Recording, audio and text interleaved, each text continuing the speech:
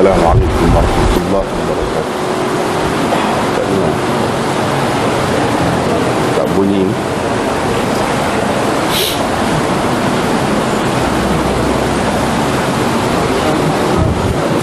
Hari ini kita ada nota baru.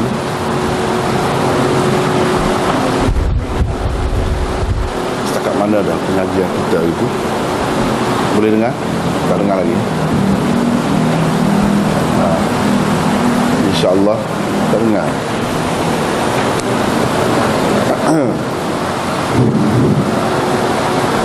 Hari ini kita ada nota baru, InsyaAllah, yang sebenarnya sebahagian daripada ni kita telah baca hari itu. Sampai ke muka surat berapa ya? Cuba tengok.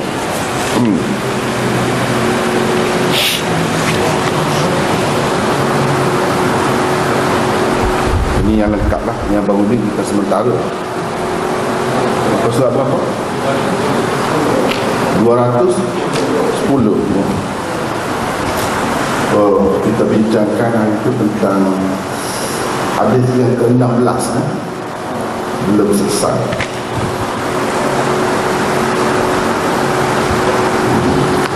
Baik, sekali lagi kita ulang baca hadis itu untuk mengambil barakah dan supaya kita ingat perbincangan kita yang lepas.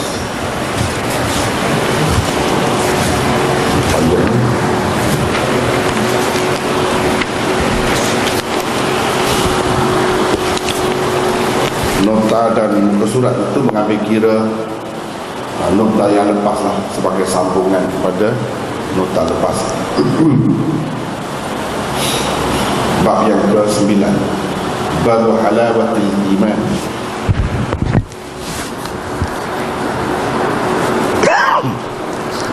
وبه قال حدثنا محمد بن المثنى قال حدثنا عبد الوهاب الثقفي قال حدثنا أيوب عن أبي قلابة عن أنس بن مالك رضي الله عنه عن النبي صلى الله عليه وسلم قال ثلاث من كن فيه وجد حلاوة الإيمان أن يكون الله ورسوله أحب إليه مما سواهما وأن يحب المرء لا يحبه إلا لله وأن يكره أن يعود في الكفر كما يكره أن يقذف في النار. Itu hadisnya. Terjemahannya ialah Imam Bukhari dengan sanadnya meriwayatkan daripada Anas bin Malik radhiyallahu anhu daripada Nabi sallallahu alaihi wasallam, baginda bersabda, 3 perkara jika ada pada seseorang, tentu ia akan merasai kemanisan iman. Pertama, orang yang menyintai Allah dan Rasulnya melebihi kecintaannya kepada selain keduanya. Kedua, orang yang menyintai seseorang semata-mata kerana Allah. Dan ketiga, orang yang tidak suka kembali kepada kekafiran atau kekufuran, boleh juga, sebagaimana ia tidak suka dilemparkan ke dalam api. Itu hadisnya. Dan hadis ini sebenarnya kita telah bincangkan. Kita cuti lama itu sebelum cuti. Sebelum cuti telah bincangkan sebahagian daripada hadis ini. Dan perbincangan kita terhenti pada muka surat 210. Jadi 210 tu tempat mana timbul kemuskilan itu. Tempat huruf tebal, tak tahu di mana 140. Nota 140. Itu yang belum kita bincangkan lagi. Adapun yang sebelum itu sudah pun kita bincangkan sebelum ini, tidak perlu diulang lagi. 140 nota pada muka surat 210. Maksud cinta kepada Allah, jadi kita kena cinta kepada Allah dan Rasul itu melebihi selain keduanya. Jadi cinta kepada Allah itu apa maksudnya, dan cinta kepada Rasul itu apa maksudnya. Yang dikehendaki kita menyintai Allah dan Rasul itu lebih daripada yang lain itu. Cinta kepada Allah ialah senantiasa mentaatinya dan tidak menderhakainya. Itulah makna cinta kepada Allah. Maksud menyintai Rasulullah sallallahu alaihi wasallam pula ialah sentiasa berpegang teguh dengan syariat yang dibawanya, di samping taat dan patuh kepadanya. Hadis di atas menyatakan bahawa kemanisan iman pasti akan dirasai seseorang yang ada padanya 3 perkara yang tersebut di dalamnya. Salah satunya ialah menyintai Allah dan Rasulnya melebihi segala-gala yang lain. Ia secara tidak langsung mengandungi maksud orang yang benar-benar mentaati Allah dan Rasulnya adalah orang yang sudah ada padanya satu daripada 3 perkara yang akan membuatnya merasai kemanisan iman. Bila dia ada yang pertama itu bermakna salah satu daripada 3 perkara yang disebut oleh Rasulullah itu sudah ada padanya.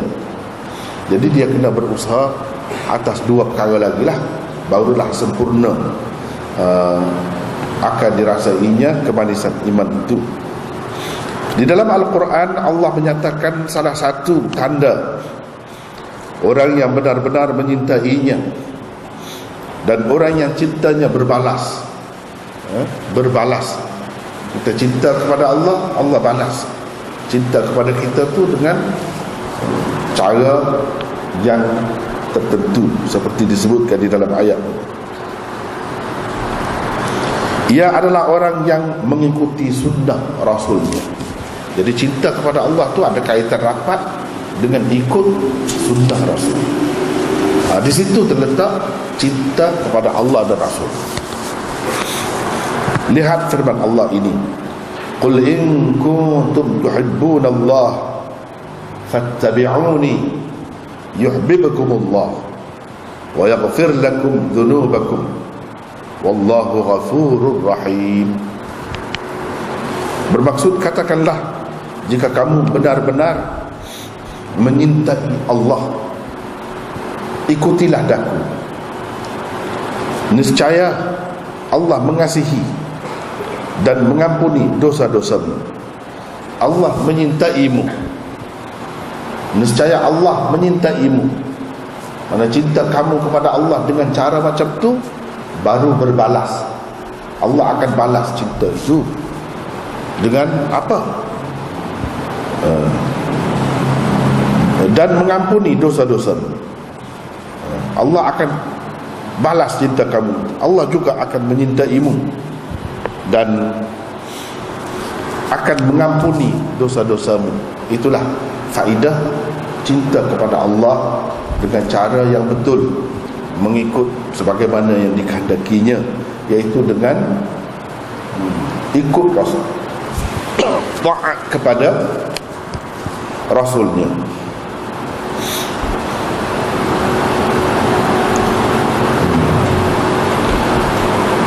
Allah Maha Pengampun lagi Maha Penyayang. Jadi kena tempatlah.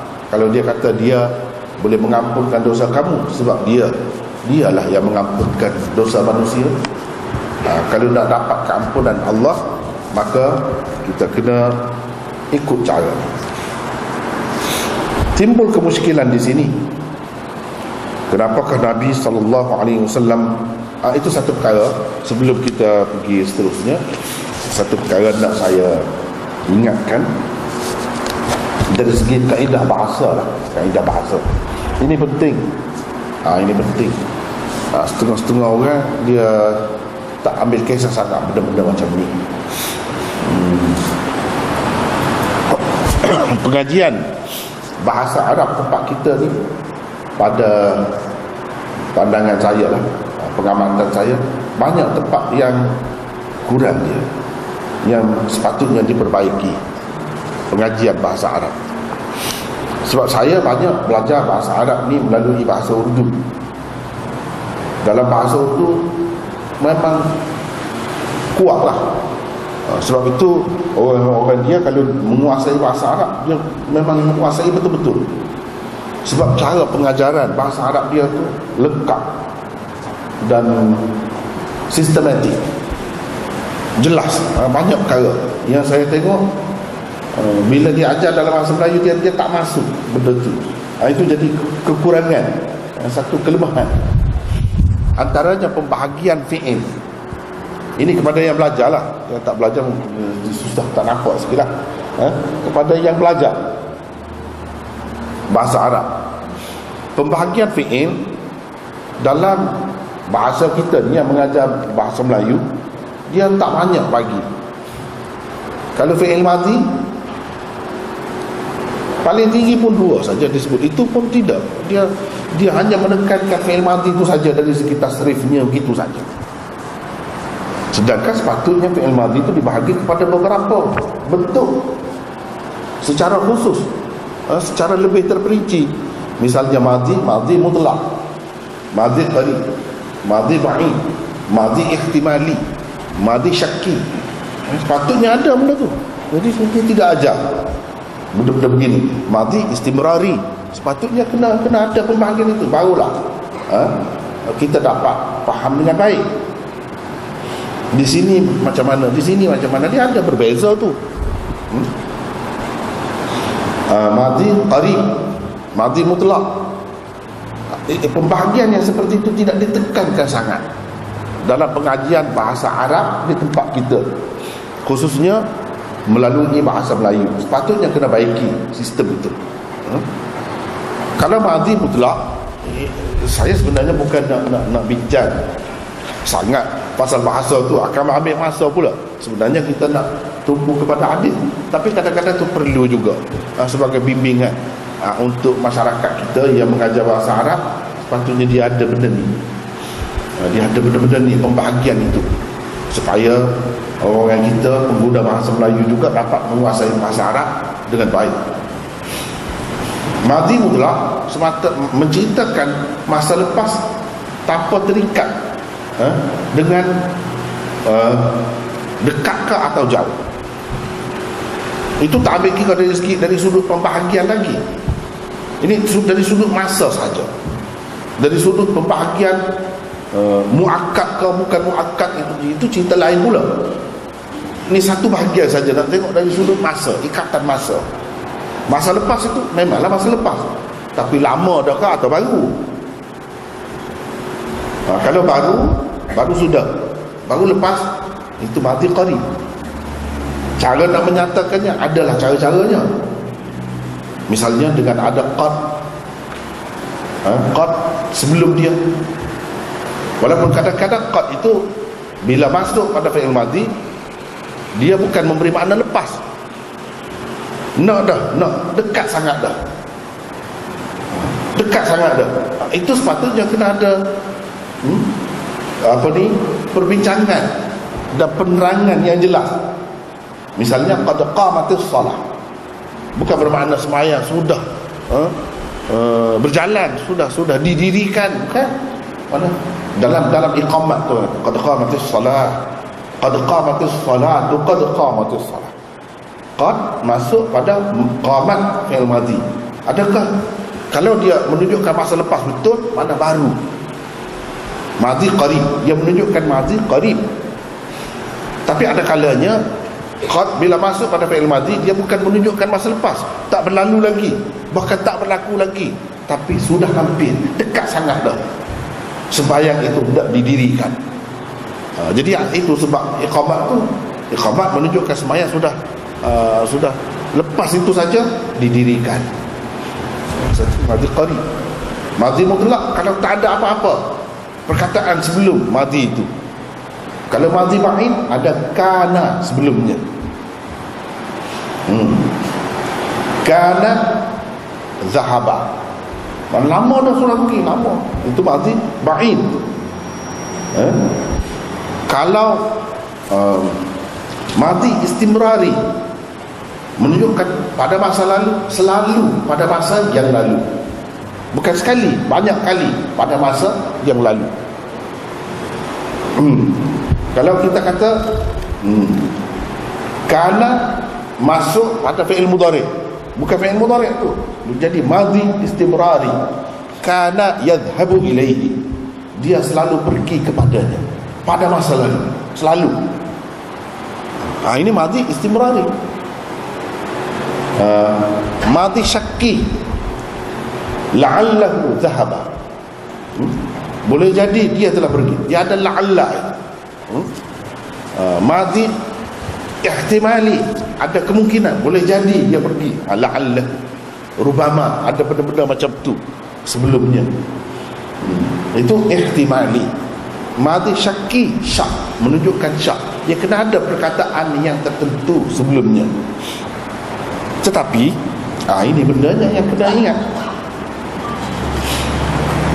Seringkali yang menunjukkan sesuatu pada dasarnya, pada asalnya menunjukkan selalu pada masa lalu. Macam kana yadhhabu, kana selepas itu ada fi'il mudhari', itu bukan dikira sebagai fi'il mudhari', dipanggil, gabungan itu dipanggil madhi istimrari, mana selalu pada masa yang lalu. Tapi ada kalanya, cuba perhatikan ayat ini, qul in kuntum tuhibbuna Allah. Kalau di sini mengikut asalnya ini madhi istimrari, sebab sebelum tuhibbun fi'il mudhari' ada kana atau pecahannya kuntum, sesuai dengan keadaan lah. Itu kena belajar lah, sesuai dengan keadaan lah tasrif dia tu, kana ke, kanata ke, kuntum ke, kunna ke, itu kita tidak nak bincang panjang.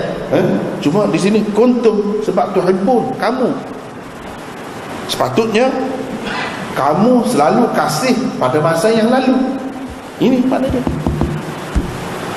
Mengikut kaedah asalnya, kana dan pecahannya sebelum fi'il mudhari' dia jadi madhi istimrari. Tapi ada kalanya tidak begitu. Seperti sebelum fi'il madhi masuk qad, asalnya dia menunjukkan madhi qarib, baru berlaku, baru saja berlaku sesuatu perbuatan itu. Tapi tak mesti begitu. Ada kalanya yang menunjukkan dekat sangat dah hampir. Macam tadi qad qamatus salat.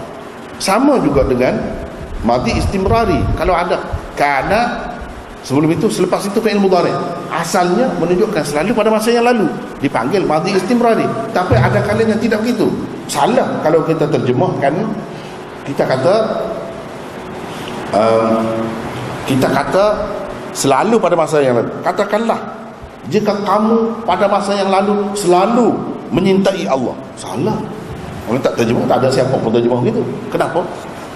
Sebab ada kalanya dia lari makna. Di sini kana bukan dengan makna nak menunjukkan selalu pada masa yang lalu, tidak. Di sini menunjukkan benar-benar, jika kamu benar-benar.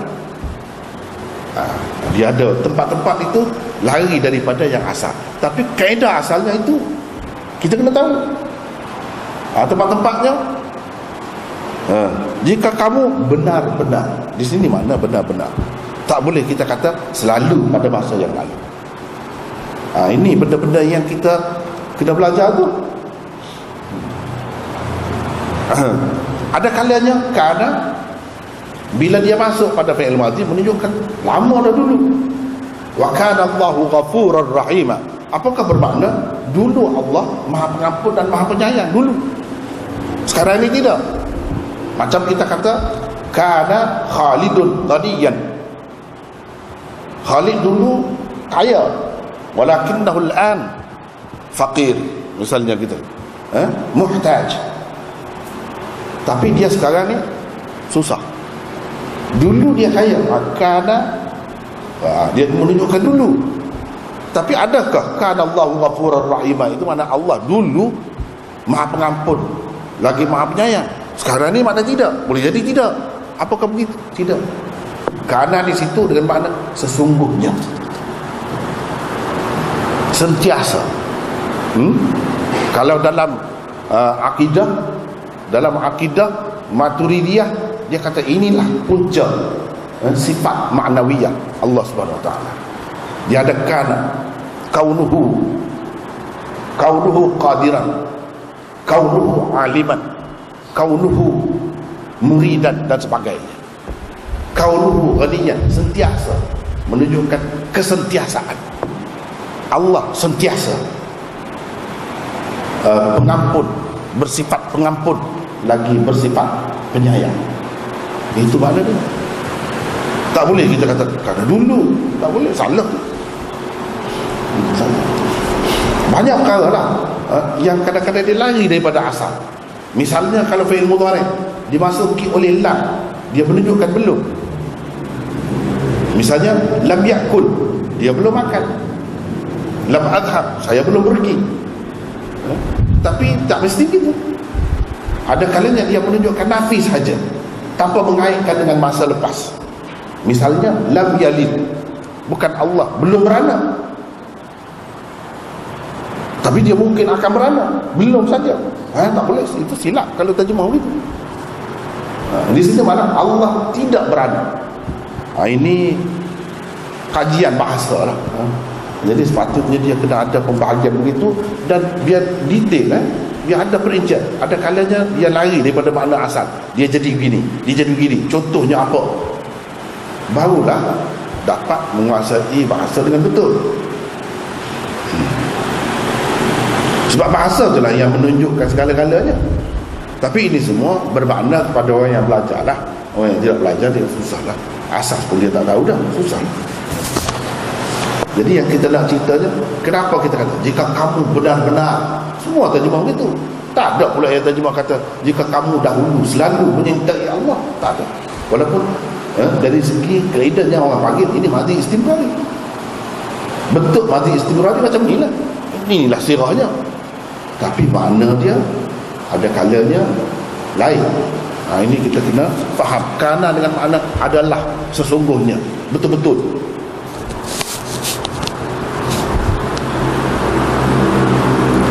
Timbul kemusykilan di sini. Kenapa Nabi SAW menggunakan dhamir tasniyah? Yang ganti nama yang menunjukkan dua.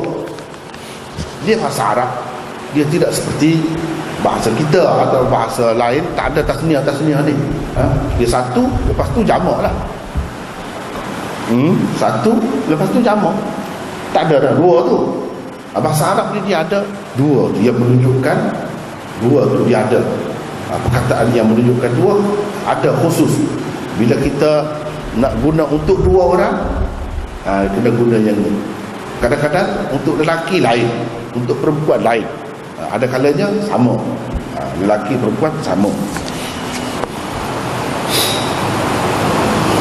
Ini dipanggil dhamir tasniyah, ganti nama yang menunjukkan dua.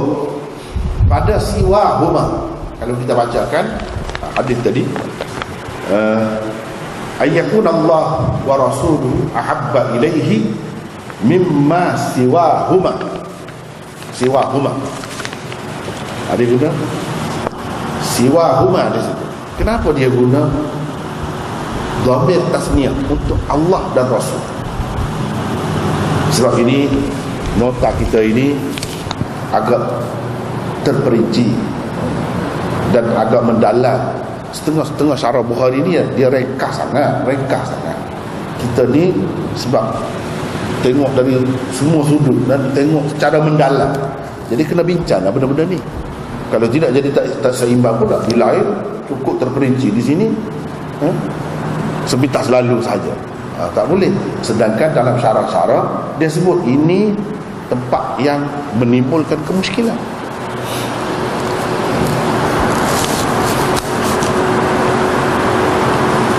Maksud siwahuma tu selain keduanya, yang mengumpulkan Allah dan dirinya sendiri, yang di diri Rasul tu lah. Padahal beliau sallallahu alaihi wasallam pernah menegur seorang yang berkata begitu dalam satu ucapannya. Ini jadi persoalannya. Kenapa dia sendiri kata ayyuhibballah wa rasulahu ayyakuna Allah wa rasuluhu ahabba ilaihi mimma siwahuma. Siapa kata? Nabi kata. Sedangkan di tempat yang lain, orang yang guna begitu dia tegur. Kenapa pula? Salah tegur tu. Nabi SAW bila dia tegur, ada salah lah. Kalau salah, kenapa dia guna? Itu timbul kemuskilan. Kenapa jadi salah dia tegur tu? Sebab Umar tu letak tu macam sama taraf Allah dan Rasul. Padahal kita, agama kita ni, ajaran Rasulullah, dia sangat jaga tauhid. Jangan sampai orang keliru bahawa Rasulullah ni sama dengan Allah. Jangan sampai begitu. Dia menentang syirik, habis-habis menentang syirik. Tiba-tiba ada sedikit yang boleh membawa kepada syirik, tak mau, biar jelas. Itu sebab dia larang. Ada sahabat guna dia, teruk kamu ni guna. Tapi kenapa dia boleh pula? Apa sebab dia tegur? Sebabnya tadilah, agama Islam ni agama tauhid. Memang dia penentang nombor satu syirik. Tak ada yang lain nak menentang selain daripada Islam. Yang lain semua terjebak dengan kesyirikan, walaupun asalnya juga membawa tauhid. Kenapa? Kerana Nabi sentiasa mengingatkan. Banyak tempat dia ingat tauhid, jangan lupa, jangan jadi syirik sikit pun jangan. Jadi semua tempat dia akan mengingatkan kita, menyebabkan orang yang ikut ajaran Rasulullah SAW prihatin dalam perkara sensitif. Itu tujuannya, supaya kita tidak hanyut tanpa sedar kita terseret ke dalam kesyirikan itu. Maka di setiap tempat dia akan mengingatkan kita. Itu cara Rasulullah SAW. Dan kita pun dalam amalan kita mesti kena berhati-hatilah. Kalau boleh membawa kepada syirik, berhati-hati. Itulah yang dilakukan oleh sahabat-sahabat yang betul-betul terdidik daripada Rasulullah. Dia tak mahu ada unsur-unsur syirik-syirik, tak mahu. Takut-takut terbawa, kita terseret ke situ. Sebab itu orang yang mengikut sunnah betul-betul kita mahu madad ya Rasulullah, apalagi madad ya Husain, itu jauh. Madad ya Rasulullah pun tak mahu. Sebab apa? Nak jaga tauhid pula. Sebab apa? Cuba kita perhati ajaran Rasulullah, sebanyak-banyak mana-mana pun dia jaga betul-betul, dia jaga. Takut-takut kita jadi macam penganut agama lain lah. Asalnya pun tauhid juga. Agama yang Tuhannya tak tahu banyak sangat, juta-juta. Macam Hindu tu pun asalnya tauhid tu bukan 3 saja Tuhan dia, berjuta-juta Tuhan, lebih banyak daripada manusia Tuhan. Itu pun asalnya tauhid tu. Tapi inilah kelemahan manusia, dia boleh ke situ. Sebab itu Nabi SAW jaga sangat. Kalau saudara-saudara kita, sahabat-sahabat kita yang ada ni pernah ikuti cara tafsiran Maulana Husain Ali Panjabi. Maulana Husain Ali Panjabi, dia boleh buktikan dengan setiap ayat Quran, bahkan setiap patah ada unsur tauhid, menentang syirik. Quran itu hebat. Walaupun ayat perniagaan, ayat jual beli, muamalah, urusan hidup, ada tauhid di dalam itu, dan ada menentang syirik dalam itu. Itulah sepanjang hayatnya perjuangan dia, pengajaran di sebalik tafsir Quran sebenarnya menegakkan tauhid dan menghapuskan syirik. Itulah seorang tokoh namanya Husain Ali Panjabi. Sebab dia orang Panjabi, bangsa Panjab. Kalau tidak Islam jadi Sikh. Kalau Islam tu Punjabi. Dia ni mengajar Quran dengan cara dia sendiri, dan dia adalah murid kepada Rashid Ahmad Gangohi, ulama Deoband yang terkenal. Jadi oleh kerana dia keras sangat dalam masalah tauhid ini, syirik ni, sampai ramai orang tak faham. Jadi orang kata dia Wahabi pula. Wahabi, orang kata dia Wahabi. Sebab apa? Sebab dia kuat sangat tauhid. Sebab itulah perjuangan Rasul ni datang ke dunia ni, itulah segala-galanya asasnya tauhid. Kita orang Islam apa benda tauhid. Syirik tak ada. Tapi ramai orang Islam tak faham. Dia begitu kuat. Itulah mesej di sebalik tafsir dia semua tauhid. Syirik tak ada ruang langsung dalam kehidupan orang Islam.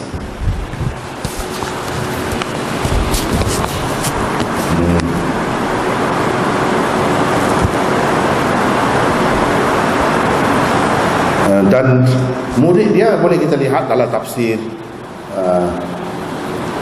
dia pun ada tafsir juga, namanya Bulghatul Hairan. Bulghatul Hairan, tafsir Quran berdasarkan ayat-ayat, setiap ayat itu kaitan ayat dengan ayat. Itu Husain Ali Punjabi.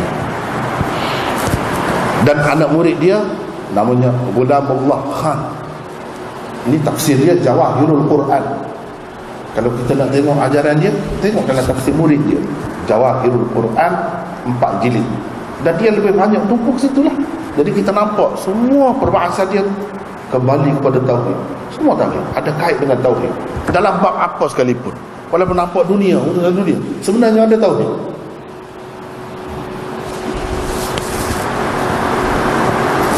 Tak apalah, kita tengok lagi di sini ya. Kata orang itu, man yuti'illaha wa rasulahu faqad rasyad. Ini selalu orang imam-imam khatib baca dalam khutbah juga ini.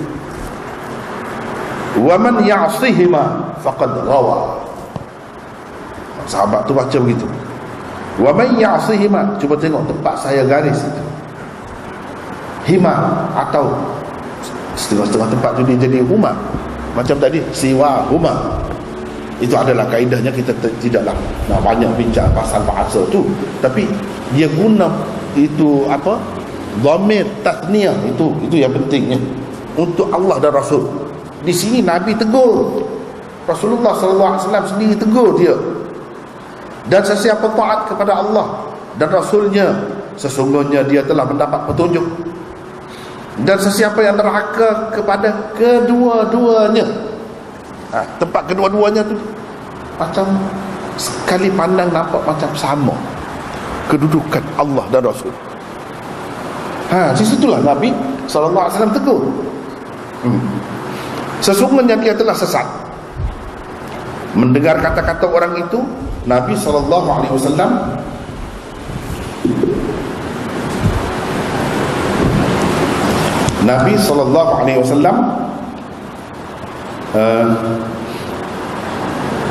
bersabda, bi'sal khatibu anta qul wa man ya'sillaha wa rasulahu. Bermaksud engkaulah penceramah yang paling teruk. Ini tak pandai sangat. Kamulah penceramah khatib yang paling tak pandai, paling buruk, paling keji. Itu kasar lah kalau macam tu. Paling teruk lah, paling teruk. Katalah, maksudnya katalah begini, kata begini. Jangan guna dhamir macam tu, dhamir tasniyah begitu. Kata begini, dan sesiapa yang derhaka kepada Allah dan Rasul, pisahkan. Maknanya jangan ada sedikit pun mengelirukan, keadaan yang mengelirukan, sehingga jadi Rasul itu sama dengan Allah. Tengok dia ajar tu, tanam tauhid tu cukup kejat, kukuh, teguh. Tak boleh digoyang dah, tak boleh tak cabut tu. Itu yang nak.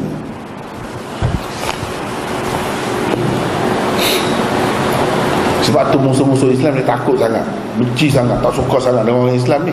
Orang biasa pun kuat. Biasa tu. Kalau nak kahwin, lelaki kau perempuan, masuk Islam dulu. Orang biasa pun macam tu. Kecuali yang teruk sangat, yang tak tahu apa tu, tak kira lah, ada lah macam tu. Tapi kalau orang agama lain kan mudah dia nak tukar agama ni. Dia nak pada satu orang, dia boleh tukar. Orang Islam susah. Ini yang menyebabkan jadi sakit hati. Orang kafir, salah satu dia sakit hati dengan orang Islam ni. Biasa pun kalau kita tengok dia tu teruknya, kira-kiranya boleh lah nak kahwin dengan dia, dia masuk agama lain lah. Tak mahu dia. Dia teruk, dia tak pakai tudung ke, dia menyanyi ke, karaoke ke apa ke, tak kira tu. Itu cerita lain. Dia pakai seluar pendek ke, dia pakai bikini ke, mandi di kolam, itu lain. Bila nak kahwin, tak boleh, kena sama Islam. Itu sakit hati. Macam mana Islam? Sebab kesan daripada yang Rasulullah ajar tu lah. Walaupun orang seteruk tu pun dia ada lagi asas dia, akar dia tu dalam. Sebab tauhid itu pengaruh tauhid lah. Apalagi kalau yang kuat tu, yang hebat-hebat tu, tauhid. Inilah sehingga dia nampak semua salah apa pun tauhid. Syirik tak mahu. Tak ada ruang dalam kehidupan seorang Muslim untuk syirik. Inilah benda-benda macam inilah yang Nabi SAW ajar. Sebab itulah dalam sembahyang diajar 2 kalimah syahadat. Asyhadu an la ilaha illallah wa asyhadu anna Muhammadar Rasulullah. Atau dalam setengah tasyahud, wa asyhadu anna Muhammadan abduhu wa rasuluh. Itu sama saja, lebih kurang. Tapi bila nak mati, dia ajarkan la ilaha illallah, talqin. Bila nak mati, la ilaha, man kana akhiru kalamihi la ilaha illallah dakhala al-jannah. Sesiapa yang ucapan terakhirnya ialah la ilaha illallah, masuk surgalah dia. Dia tak sebut 2 kalimah syahadat, satu saja. Seseorangnya ada satu kalimah tauhid. La ilaha illallah adalah kalimah tauhid. Kenapa? Sebab Rasulullah, di mana Rasulullah mati dah. Nak minta dengan dia, dia pun mati. Kamu nak mati, sekarang kamu nak mati. Siapa yang boleh menyelamatkan kamu, yang jaga kamu? Tak ada lain, Allah, bukan Rasul. Dia sendiri pun mati dah. Kamu nak minta apa dengan dia? Kamu nak minta hidup pula dengan dia? Dia sendiri pun mati. Jadi yang hidup, yang terus hidup, Al-Hayyul Qayyum, Allah. Tak ada orang lain. Yang kamu nak harap, nak minta, nak bergantung, dia saja, tak ada yang lain. Itu sebab dia ajar kalimah tauhid ketika nak mati. Jangan ada syirik. Padahal Muhammad Rasulullah itu pun 2 kalimah syahadat selalu kita baca, selalu diajar. Memang tak sah Islam melainkan dengan 2 kalimah syahadat itu. Tapi ini dah nak mati. Nak mati, jangan syirik. Jangan ada sedikit pun bau-bau syirik. Bayangkan syirik, takut-takut kita kata ada peranan Rasul juga dalam menyelamatkan kita. Tidak, Allah sahaja. Rasul itu perantaraan, utusan untuk bawa ajaran Allah. Dia tidak ada unsur-unsur ketuhanan sedikit pun, tidak ada pada dia. Tidak ada Tuhan yang lain melainkan Allah. Itu maksudnya. Itu maksudnya. Sebab itu dalam hadis-hadis selalu disebutkan la ilaha illallah. Kenapa? Kerana Muhammad Rasulullah khusus untuk umat ini. Kalau umat Musa, wa asyhadu anna Musa Rasulullah, tak ada Muhammad. Yang mesti ada ialah kalimat tauhid. Inilah yang dibawa oleh setiap Rasul. Yang lepas-lepas sampai kepada Rasulullah. Yang lain, yang kedua tu, kalimah yang kedua tu boleh berubah. Dia berubah. Muhammad Rasulullah untuk kita, umat ini. Untuk yang lain tidak. Tapi yang mesti ada la ilaha illallah. Itu dibawa oleh semua Rasul. Itu nak cerita beza tu. Sebab apa ditekankan sangat ini? Jangan kita kata dia Rasul. Yalah, orang lain pun Rasul juga. Nabi Isa pun Rasul juga. Kan orang sudah menjadikan dia itu Tuhan. Bukan kecuali dia tak kecuali. Dia telah buat kerja dia.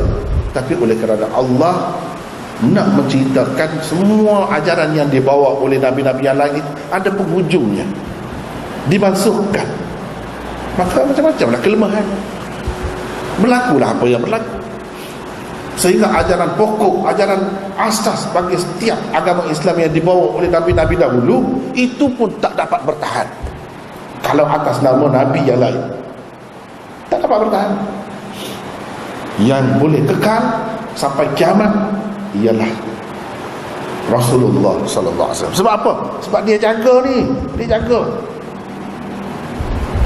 Sampai benda kecil-kecil ni dia jaga. Nak jaga tauhid tu.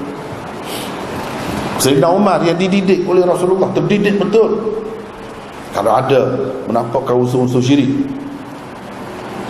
orang boleh kata ini macam syirik pula, macam ada kuasa pula, sakti pula pada sesuatu. Bila nak kucuk Hajarul Aswad, dia kata aku tahu kamu batu. Kuat pula dia kata. Kalau kita dalam hati sudahlah. Tidak. Sebab dia ketua pelajar di kalangan murid-murid Rasulullah. Dia ketua kelas Sayyidina Umar, ketua pelajar. Sebab dia selalu ke depan. Kalau nak tegur Rasulullah pun dia yang berani. Dia pasal apa? Sebab dia bijak sangat, cerdik sangat. Jadi dia, bila Rasulullah tak ada, takut-takut orang jadi syirik, dia kata aku tahu kamu bantu. Kalau tidak kerana Rasulullah, kucuk kamu. Aku tak kucuk. Kucuk ni kerana kasih pada Rasulullah, untuk mempertautkan kasih sayang, cinta aku dengan Rasulullah. Itulah tempat bertemu mula situ. Yang lain tak ada jaminan. Dan Rasulullah tak kucuk untuk pasal dinding mana-mana, tiang mana-mana, tak ada. Itu jelas, semua orang tahu Nabi Ibrahim dulu kucuk. Jadi di situ bertemu kasih sayang umat dengan Nabi-Nabi dah. Itu yang sahih, yang pasti. Yang lain tak pasti. Yang lain boleh roboh, boleh hilang. Itu sebabnya dia kata, orang pun dengar. Jadi tahulah maksudnya, apa maksud sebenar kucuk-kucuk itu. Bukan macam Hindu yang sembah batu tu. Bukan kerana kita menyembah dia. Bila tengok anaknya bersembahyang, nak ambil berkat, nak ikut sunnah kan, Rasulullah bersembahyang di bawah pokok di mana berlaku bai'ah ridwan. Laqad radiyallahu 'anil mu'minin idh yubay'unaka tahta asy-syajarah. Pokok tu jadi nampak sakti. Sehingga dalam setiap agama ada pokok sakti. Kristian ada Christmas. Kristian ada pokok Christmas. Hindu ada pokok Christmas. Ada pokok apa ni? Tulsi, itu pokok sakti. Orang Buddha ada pokok Bu, di Bud Gaya. Bu itu pokok sakti. Semua ada. Sayyidina Umar takut. Dia kan pelajar Rasulullah, murid Rasulullah. Dia takut. Walaupun anak dia hanya nak bersembahyang, ikut Nabi, sebab Nabi pun nak bersembahyang di bawah pokok tu. Dia takut jadi bid'ah, takut jadi syirik pula. Jadi bersembahyang cari pokok tu pula, nanti timbul pula satu fahaman tentang kesaktian pokok macam agama lain pula. Tak ada semua, tak perlu semua, tak perlu. Jadi dia teban semua pokok. Ini semua kenapa? Nak jaga tauhid. Nak jaga tauhid. Sebab itu kita kena faham hakikat ajaran Islam itu, semangat atau ruh agama Islam itu sebenarnya menegakkan tauhid dan anti syirik dalam apa bentuk sekalipun. Dengan sebab itu tak ada ruang, jangan bagi peluang kepada apa-apa saja amalan atau tata cara yang membawa kepada kesyirikan dan menghancurkan tauhid. Orang yang membawa cara tu dia tak faham sebenarnya. Dia tak faham mesej Nabi SAW. Dia tak faham. Nak jadi seperti umat dahulu. Sebab itu Nabi sudah kata dah, umat dia pun akan ikut sedekah demi sedekah, sehasta demi sehasta, nak jadi macam orang dulu. Ini pun macam tu lah. Dan dulu pun dia jadi pemujaan terhadap kubur dan sebagainya. Kemudian dibangunkan masjid, dibangunkan berhala dan sebagainya, munculnya situ, asalnya atas nama kasih, tapi dia jadi melampau. Sebab itu Nabi SAW ajar caranya kepada kita. Antara yang dia ajar, tengok di sini, jangan ada dua. Usahakan 1000, usahakan 10, dua pun tak boleh. Dua pun tak boleh.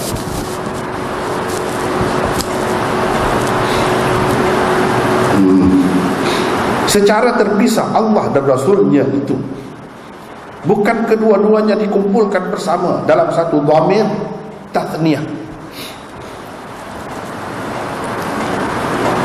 Beberapa jawapan kepada kemusykilan di atas telah diberikan oleh para ulama. Antara lainnya adalah seperti berikut. Satu, sesetengah ucapan seperti khutbah, wa'az dan lain-lain menghendaki perincian dan penjelasan.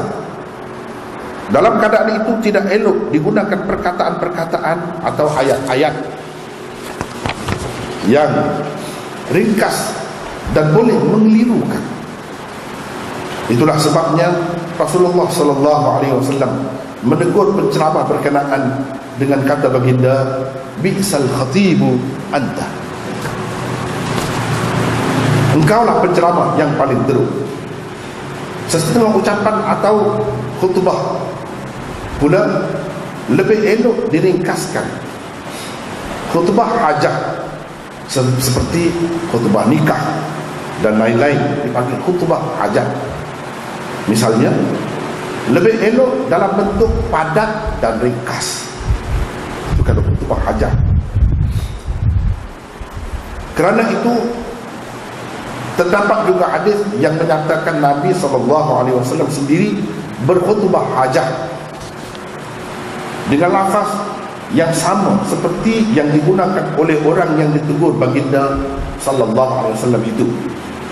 Daripada segi penggunaan dhamir tathniyah, dia guna, jadi ganti nama yang menunjukkan dua, yang mengumpulkan Allah dan Rasulnya. Lihat teksnya ini dalam khutbah hajat. Man yuti'illaha wa rasulahu faqad rasyad wa man ya'sihima fa innahu la yadurru illa nafsah wa la yadurru Allah syai'ah. Ini, dan sesiapa yang derhaka kepada kedua-duanya, sesiapa taat kepada Allah dan Rasulnya, sesungguhnya dia telah mendapat petunjuk. Dan sesiapa yang derhaka kepada kedua-duanya, sesungguhnya dia telah dia tidak memudaratkan kecuali dirinya sendiri.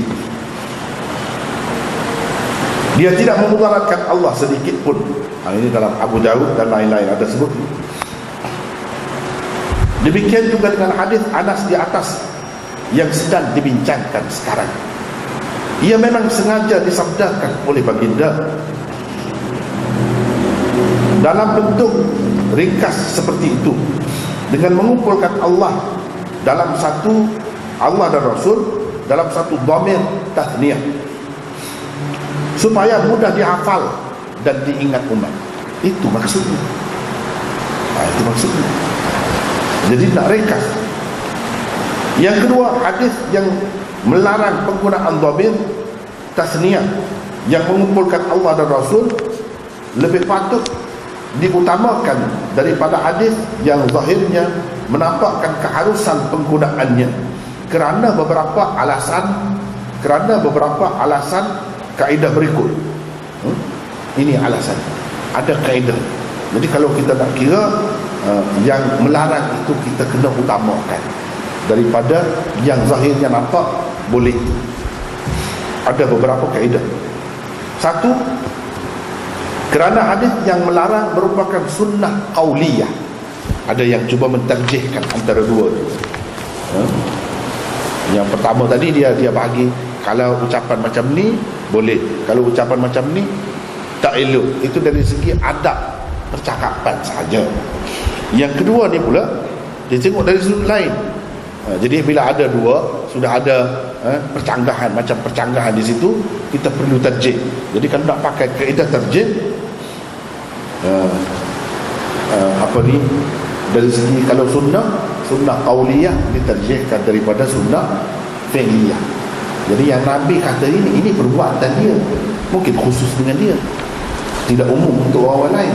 Yang dia larang, tapi larang. Jadi qauliyah, dia kata kamu jangan kata buat macam ni.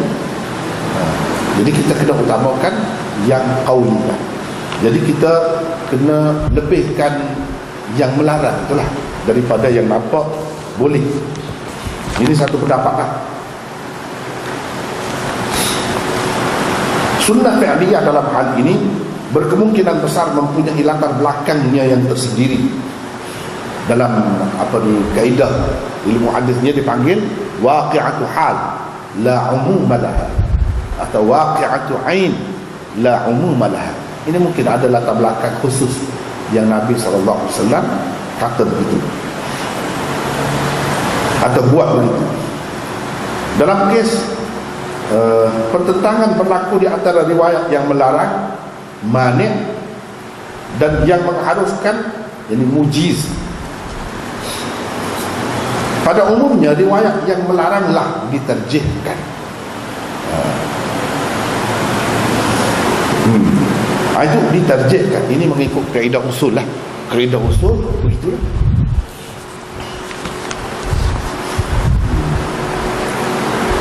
B, dalam kes ini B ya, tadi. C, hadis yang melarang penggunaan dhamir tasniyah yang mengumpulkan Allah dan Rasul merupakan naqil anil asli. Naqil anil asli, yakni dalil yang memindahkan sesuatu daripada hukum asalnya. Hadis yang zahirnya membenarkan pula adalah baqin alal asli. Ini mengikut kaedah usul, kaedah usul ataupun kaedah fiqh. Begitulah. Dalil tentang kekalnya sesuatu atas hukum asalnya. Menurut kaedah usul, segala benda atau perkara asalnya hendaklah dianggap harus terlebih dahulu, kecuali ada dalil yang mengharamkan, barulah ia dianggap terlarang atau haram. Dalam kes ini, hadis-hadis yang zahirnya mengharuskan itulah yang dikira asal, sementara hadis-hadis yang melarang pula dianggap sebagai naqil anil asli. Jadi dalil yang memindahkan sesuatu daripada hukum asalnya. Apabila berlaku pertentangan di antara baqin alal asli dan naqil anil asli, perlulah diutamakan naqil anil asli. Itu sudah berapa kali kita buat dalam bracket, takut keliru ya, daripada baqin alal asli. Ini mengikut kaedah fiqh usul.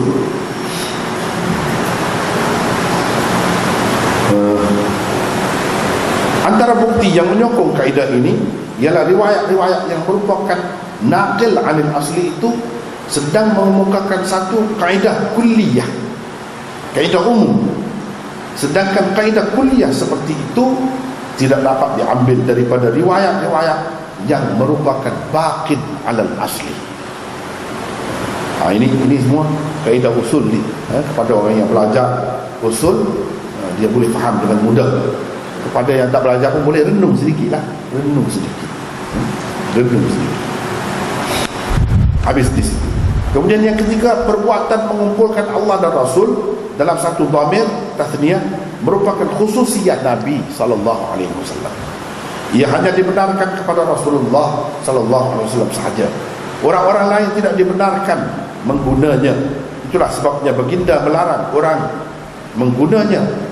Alasan kenapa orang-orang lain selain Rasulullah tidak dibenarkan menggunanya ialah kerana penggunaan seperti itu boleh mengelirukan setengah orang tentang kesamaan kedudukan Allah dan Rasulnya.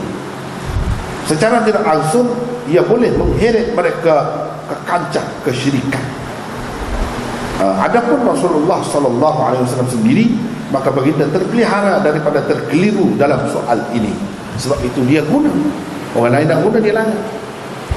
Nak menarik perhatian kita kepada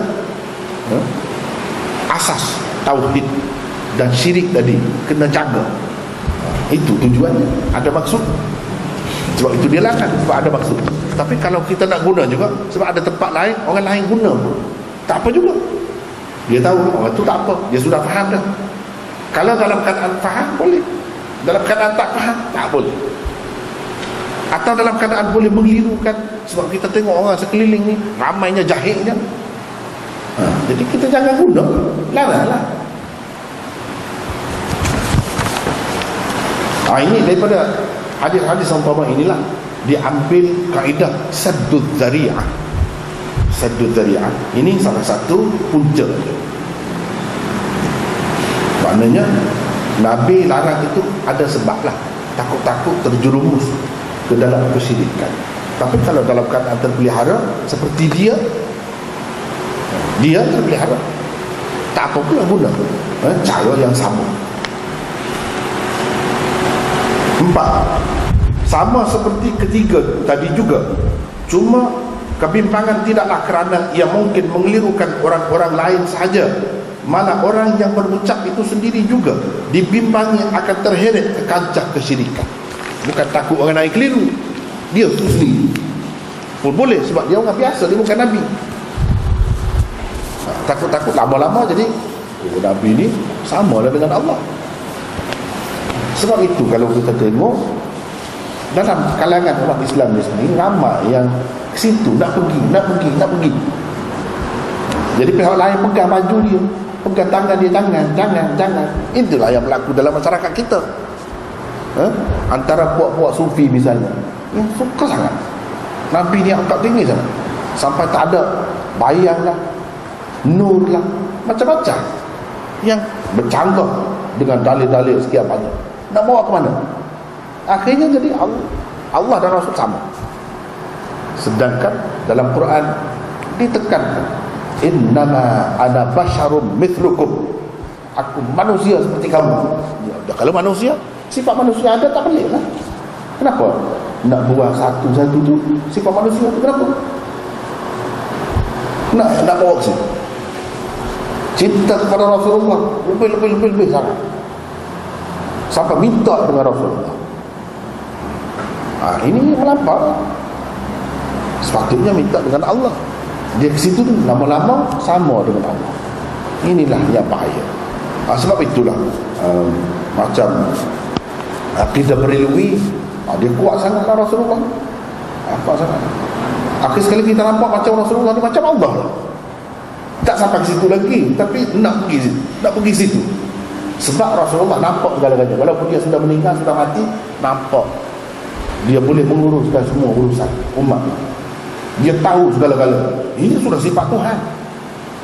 Betul dia kata, kalau ada dalam hadis-hadis itu yang nampak Rasulullah tak tahu, itu peringkat awal. Di peringkat akhir sebelum dia meninggal dunia, dia tahu semua. Jadi macam Allah, dipanggil hadir dan nazir. Itu akidah dia. Nabi tu ada di mana-mana. Ada di mana-mana. Dan Nabi tu nampak segala-gala. Ini akidah berilwi. Bahaya. Sifat Tuhan tu nak diberikan kepada manusia, tapi tidak sekaligus, sikit dia bawa ke situ. Dia bawa ke situ.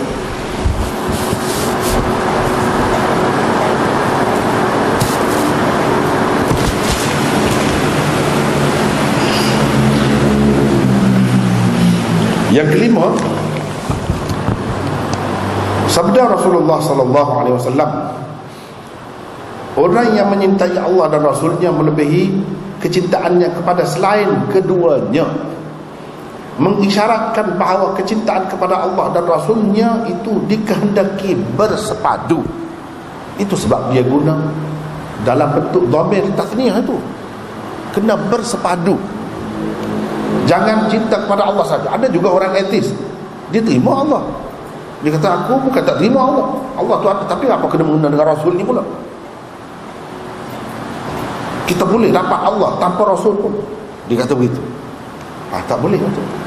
Atau nak terima Rasul saja, Allah tak mahu, tak boleh. Kena terima kedua-duanya. Itu sebab Nabi SAW guna dalam bentuk dhamir tasniyah. Dari sudut itu, bukan nak cerita Allah dan Rasul itu sama tarafnya, kedudukannya, ada sifat-sifat ketuhanan, kedua-dua, bukan. Itu tuntutan daripada kita supaya bersepadu kecintaan itu. Penerimaan kita, kecintaan kepada salah satu daripadanya secara terpisah-pisah adalah perbuatan sia-sia dan tiada nilainya di sisi agama. Kalau ada orang yang terima salah satu saja, tak boleh. Itu tak kena cara. Allah saja dicintai tanpa Rasul, tidak diterima. Rasul saja dicintai tanpa Allah, juga tidak diterima. Itu pentingnya. Kenapa? Dua kalimah syahadah. Maksudnya kedua-duanya kita kena cinta, kena sayang, kena terima secara bersepadu.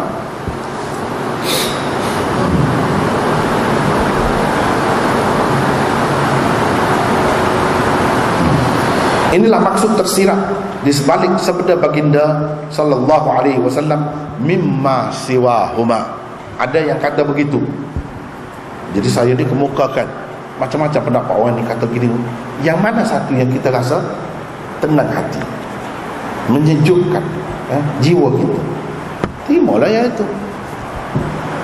Ini pendapat pandangan ulama. Semuanya mengambil kira yang tadi. Walau bagaimanapun semuanya mengambil kira nak jaga tauhid, jangan bagi ada syirik, semua timur. Tetapi kenapa ada perbezaan ini? Ini maksudnya. Jadi kita pilih sendirilah yang mana lebih sesuai. Kalau boleh diterima semuanya, terima. Atau sebahagian yang tak boleh diterima sebab bercanggah, pilihlah. Mana yang, sebab orang ni tak sama, orang ni boleh tenang dengan ini, alasan ini. Orang ni tidak, alasan itu tak boleh menenangkan dia. Yang lain pilih. Itulah faedah beberapa pendapat ulama. Berbeza dengan penceramah yang ditegur Nabi SAW kerana kata-katanya, wa may ya'sihima faqad rawa, membayangkan seolah-olahnya seseorang itu baru tersesat apabila ia menderhakai Allah dan Rasul kedua-duanya sekali. Itu jadi salah tu. Nak jadi sesat ini kena tak terima kedua-dua tu. Kedua-dua. Kalau salah satu tak sesat. Boleh jadi begitu, keliru.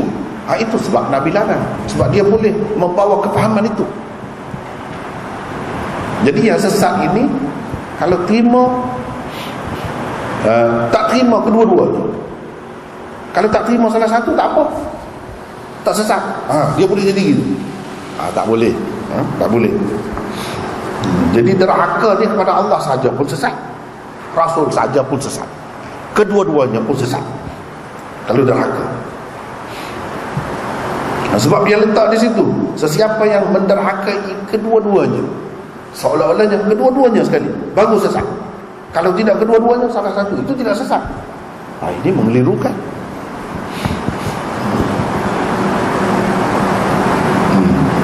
Apabila ia menderhakai Allah dan Rasul kedua-duanya sekali, padahal bukankah menderhakai Allah saja atau Rasul saja pun boleh menyebabkan seseorang itu tersesat? Ini mengelirukan. Sebab itu Nabi tegur. Jadi Nabi kita Muhammad sallallahu alaihi wasallam ni, dia tidak tengok saja. Kalau dia ada bersama-sama, dia akan tegur. Kalau salah dalam bab apa pun, walaupun dalam bab adab saja, dia akan tegur. Usahkah kalau benda tu melibatkan benda haram ataupun akidah? Lagilah dia jaga. Adab pun dia tegur.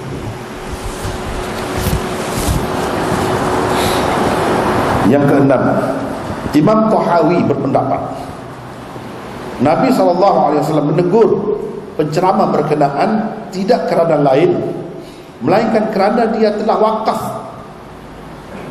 yakni berhenti di tempat yang tidak sepatutnya wakaf. Dia boleh jadi salah juga.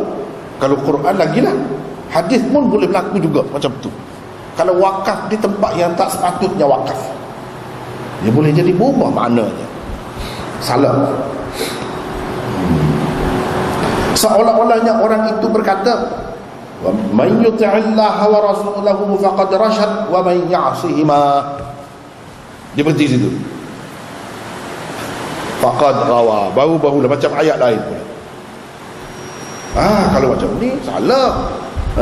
Sampai di sini saja dia terus wakaf dan berhenti tanpa menyambung terus kata-katanya faqad ghawa. Selepas itu, kerana dengan berhenti pada perkataan ya'sihima tanpa menyambung terus faqad ghawa, selepas itu makna ucapannya akan berubah kepada jadi begini. Dia akan jadi begini: sesiapa taat kepada Allah dan Rasulnya, sesungguhnya dia telah mendapat petunjuk, dan sesiapa yang derhaka juga dapat petunjuk juga. Maknanya yang derhaka pun dapat petunjuk juga, bukan sesat. Kalau berhenti di situ, Imam Tahawi kata dia silapnya sebab dia berhenti. Kalau dia tak berhenti di situ, tak silap. Nabi tak tegur. Tegur ni kerana dia salah wakaf. Itu pendapat dia lah. Pendapat dia.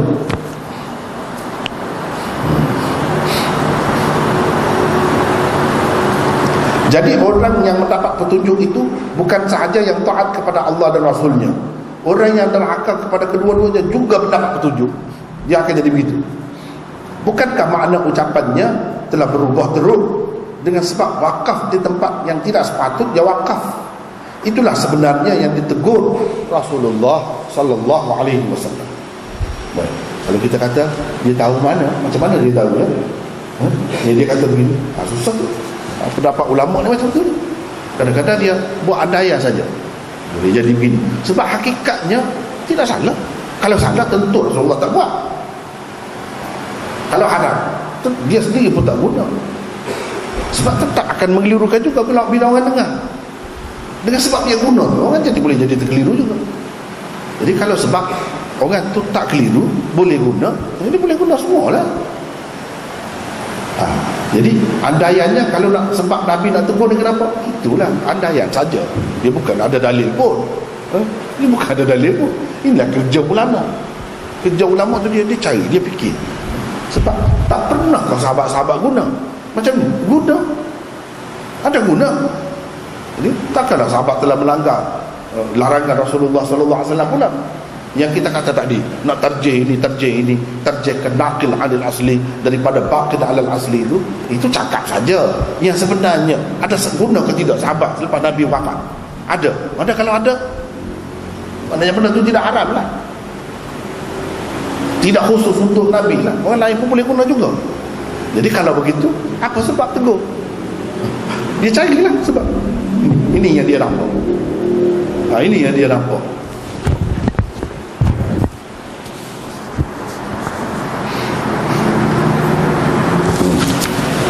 Kemudian nota 142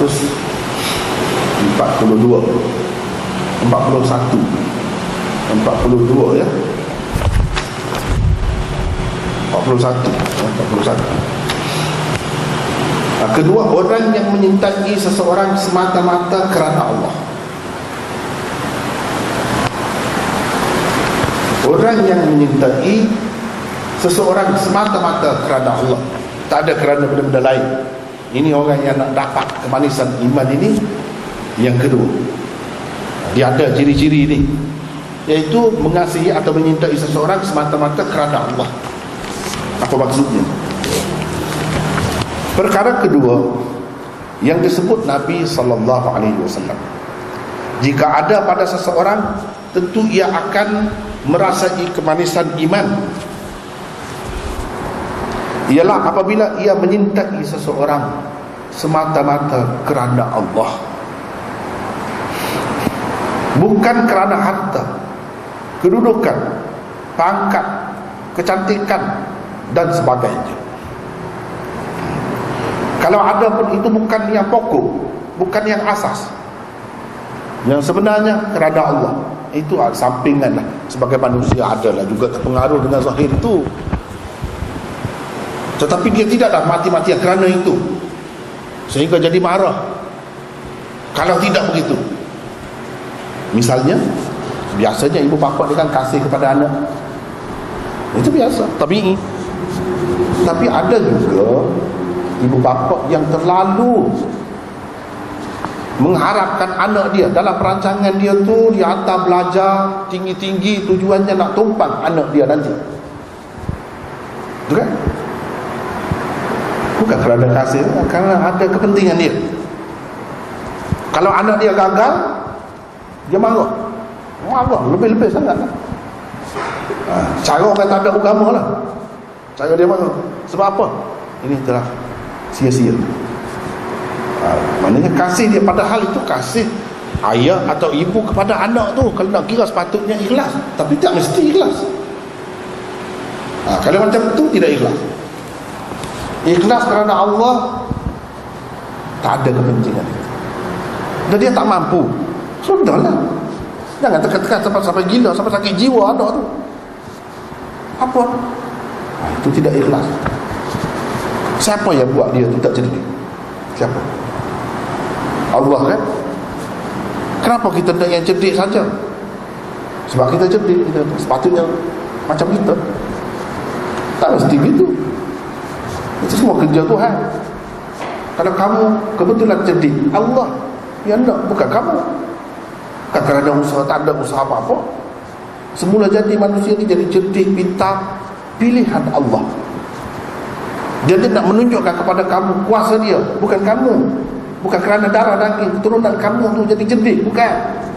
Aku. Dia nak bagi kesedaran itu. Kita marah pula, kita tak boleh terima pula, sampai jadi sakit jiwa lah. Ya sebenarnya kita ada kepentingan kita. Nanti tua kita nak tumpah dia.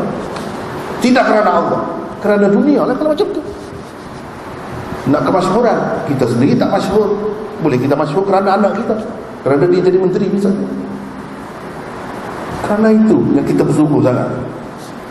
Sebab itu kita macam hilang ingatan bila marah tu, tak ingat kepada Allah dah. Yang ni kerja siapa ni sebenarnya? Yang jadi cacat, yang jadi lemah, yang jadi tak cerdik anak, siapa? Allah. Jadi berpada-pada lah, jangan lebih-lebih sangat. Bukan tak boleh nak mengharapkan anak tu bila dia besar nanti, dia berdikari, dia ada kerja, kita pun penat, kita nak tumpah dia. Bukan tak boleh, boleh tumpah anak, memang tanggungjawab dia pun. Tapi janganlah lebih-lebih. Jangan lebih-lebih sampai nak melanggar tauhid, akidah, sampai macam tidak reda kepada Allah pula, melawan takdir. Jangan sampai begitu. Itu bukan sifat orang beragama. Contoh tu, itu yang ada semula jadi kasih sayang tu ada tu. Bagaimana kalau yang tak ada hubungan tu kita nak kasih kerana Allah? Jauh lagi. Yang memang ada semula jadi tu, memang kasih pun belum tentu lagi betul tu sebagaimana yang dikehendaki oleh Allah dan Rasulnya. Itu contoh saja. Banyak lagi yang lain-lain kan.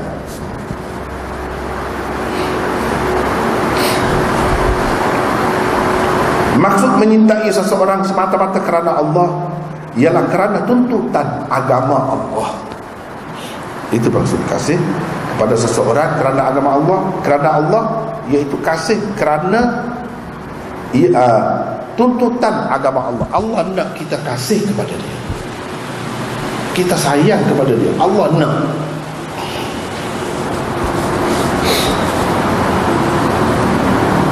Sebagaimana sahabat-sahabat dulu kan, orang lain asing, orang asing dia sayang. Kenapa? Kerana dia Islam, seperjuangan. Allah nak dia kasih. Ayah dia terpaksa perang, dia bunuh ayah dia sendiri. Padahal kalau nak kira tu canggah dengan sifat asal manusia. Sayang kepada ayah, sayang kepada anak, tak akan bunuh. Tapi sampai ke peringkat itu berlaku. Itu di zaman Rasulullah SAW. Kenapa dia perang? Kenapa dia membunuh? Kerana Allah nak itu. Itu makna kasih kerana Allah tu. Kalau tak sanggup gitu, mana belum lagi lah. Jadi sahabat-sahabat ni Allah uji dia, memang terbukti sungguh. Macam-macam ujian, memang terbukti dia ikhlas. Satu generasi yang sangat ikhlas. Tengoklah dari sudut mana sekalipun, memang lulus sebagai seorang yang betul-betul ikut agama Allah. Seperti menyintai dan mengasihi seseorang kerana ketakwaan dan kepatuhannya kepada Allah atau kerana ilmu agamanya yang tinggi dan berguna kepada masyarakat, serta budi pekertinya yang mulia. Kita kasih kepada dia kerana itu. Itu kerana Allah lah tu. Walaupun tak kata kerana Allah pun, hakikatnya begitu lah. Kalau kita benci, tak suka, hanya tak suka, tidak kerana Allah lah tu. Itulah yang dikatakan menyintai seseorang semata-mata kerana Allah Subhanahu wa ta'ala. Imam Malik pernah berkata, al-mahabbatu fillah min wajibatil Islam wa huwa da'bu awliya'illah ta'ala. Bermaksud, cinta kerana Allah itu termasuk salah satu kewajipan Islam, dan ia merupakan perangai para kekasih Allah Subhanahu wa ta'ala. Wali-wali Allah, kita panggil awliya'illah, kekasih Allah, itulah salah satu sifatnya. Dia kasih, cintakan seseorang kerana Allah, tidak kerana sesuatu yang lain.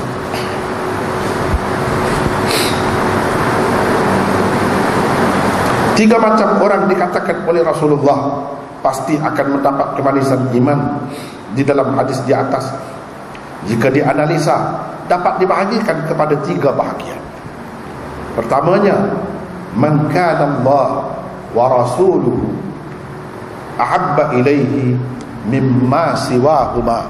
Itu satu potong, satu bahagian, satu juzuk kita panggil. Keduanya, wa man ahabba abdan la yuhibbuhu illa lillahi azza wa jalla.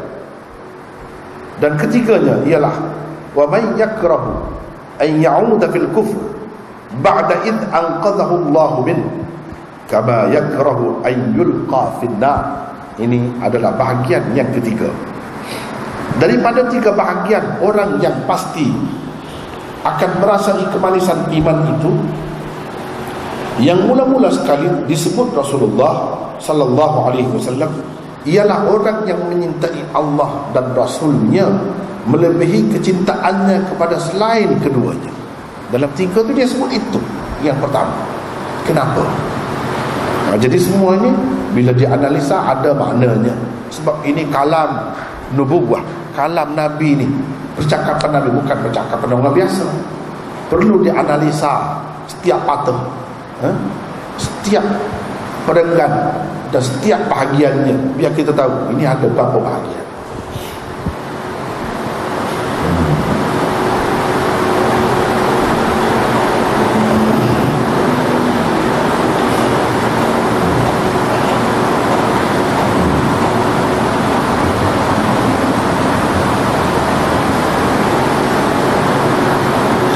Apabila Allah dan Rasulnya dicintai seseorang melebihi segala sesuatu yang lain, sudah tentulah orang-orang lain yang dicintainya juga akan dicintai semata-mata kerana Allah. Sebab itu asas. Jadi yang pertama itu macam asas. Kalau sudah cinta kepada Allah dan Rasulnya lebih daripada yang lain, dengan sendirinya dia akan cinta kepada seseorang itu kerana Allah, dengan sendiri. Sebab asasnya sudah ada, asasnya sudah kukuh.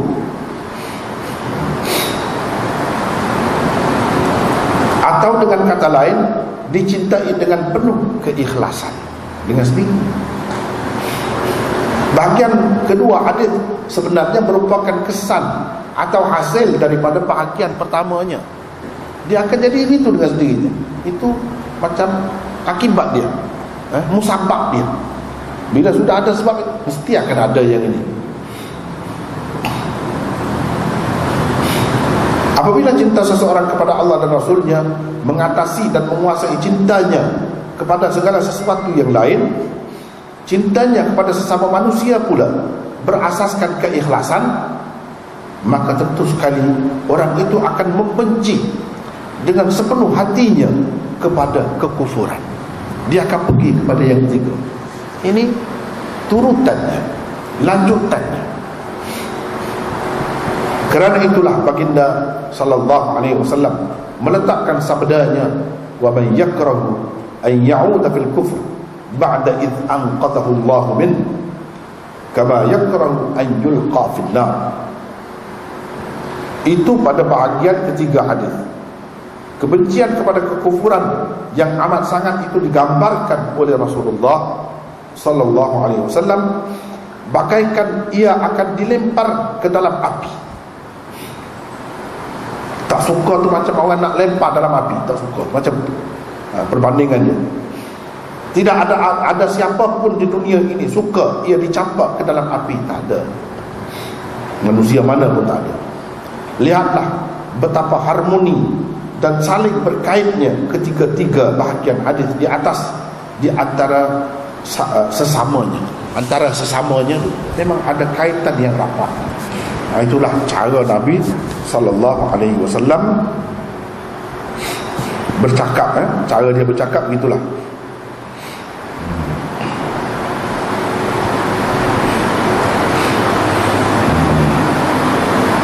Ini dalam api biasa.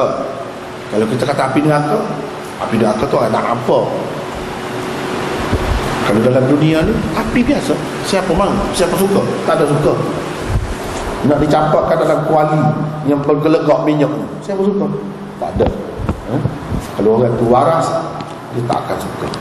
Jadi ajaran Rasulullah sallallahu alaihi wasallam, agama yang dibawanya ini sebenarnya nak menyelamatkan manusia daripada api lah. Itu api dunia pun kamu tak mahu dah. Kamu takut dah. Kamu tak suka. Bagaimana dengan api yang besar itu, yang menanti orang-orang yang derhaka kepada Allah? Bagaimana? Kerana cinta kepada umat kerana Allah lah Nabi SAW bergelisah. Kadang-kadang tak boleh tidur bergelisah. Kalau ada harta yang sampai kepada dia, harta itu perlu dibahagikan, tak boleh tidur tu. Baru dia boleh tidur, boleh dibahagikan terus. Bagi semua sahabat, bagi.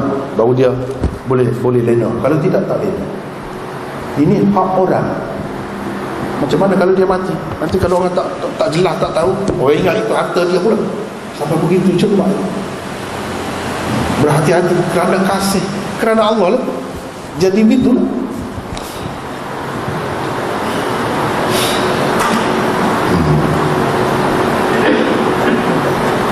Kemudian seterusnya, dan ketika orang yang tidak suka kembali kepada kekufuran atau kekafiran, bahasa kita boleh kedua-duanya itu sama saja ya.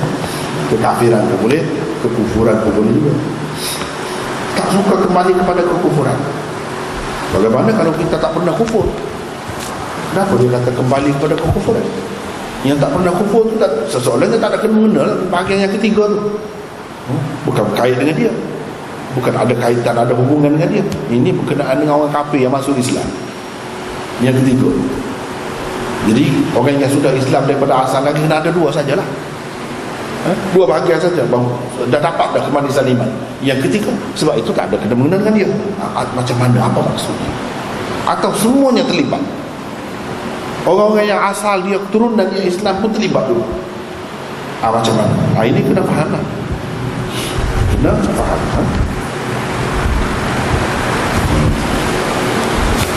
Kena tengok nota ni.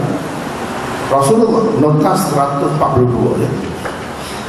Rasulullah SAW menyebutkan kembali kepada kekafiran.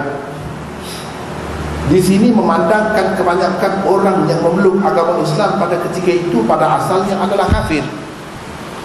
Dia merujuk kepada zaman itu dalam konteks dia. Boleh katakan sahabat-sahabat itu baru masuk Islam, sebelum itu tidak Islam. Termasuklah menantu dia, mertua dia, dan ramai lagi yang lain asalnya tidak Islam, masuk Islam. Ini merujuk kepada keadaan dia. Pada asalnya adalah kafir. Mereka telah memeluk Islam dengan meninggalkan kekufuran. Adapun orang-orang yang berasal daripada keturunan Islam, zahir kata-kata Nabi SAW, kembali kepada kekafiran atau kekufuran itu tidak ada kena-mengena dengannya. Jadi seseolahnya untuk orang yang asalnya Islam, berketurunan Islam, nak dapat kemanisan iman itu ada dua saja, bukan tiga. Atau macam mana? Ini sudah jelas. Sebab zahirnya itu nampak macam gitu. Ini khusus dengan orang baru masuk Islam saja.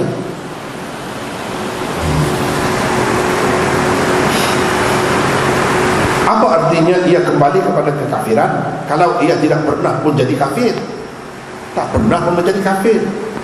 Maka para ulama mengatakan jika sabda Rasulullah sallallahu alaihi wasallam hendak dikaitkan juga dengan orang-orang Islam sejak turun-temurun lagi, seharusnya perkataan aud terlebih dahulu dipakai dalam makna majazi. Makna majazi bagi perkataan aud itu ialah sayrurah. Sayrurah maknanya menjadi, masuk, bertukar atau berpindah kepada, dan lain-lain.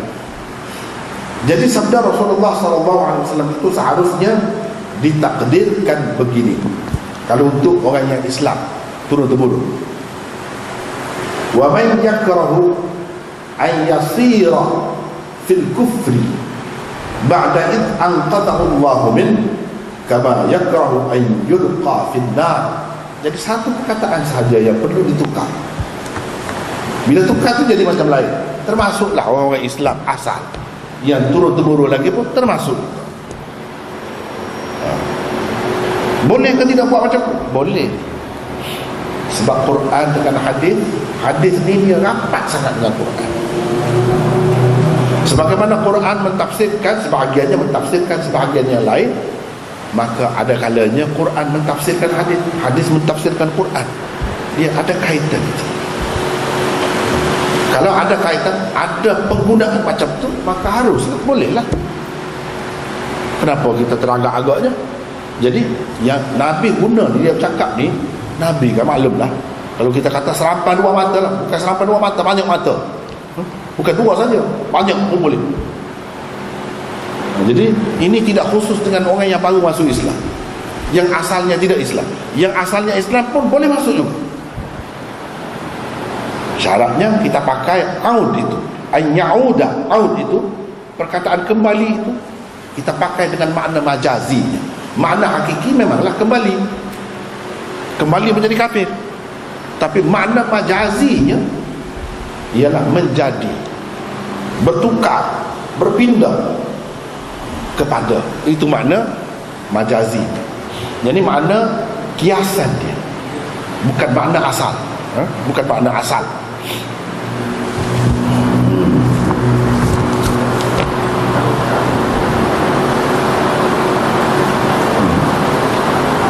Macam kita kata hantu lah, hantu. Mana asal dia tahu? Kita tahu mana hantu. Syaitan lah.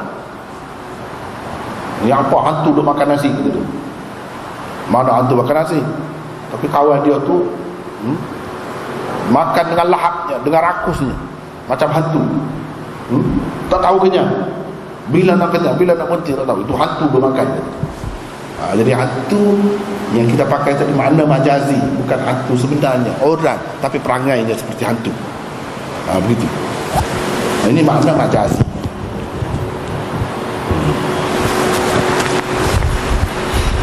Jadi sebab itu dalam bahasa kita kan ada hantu itu, hantu ini.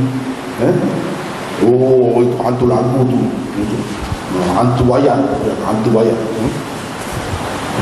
Ada hantu apa-apa lah. Dia suka apa. Jadi panggil hantu. Itu kiasan, majaz, bukan sebenar. Jadi dalam bahasa Arab ni banyak sangat lah kalau bahasa Arab.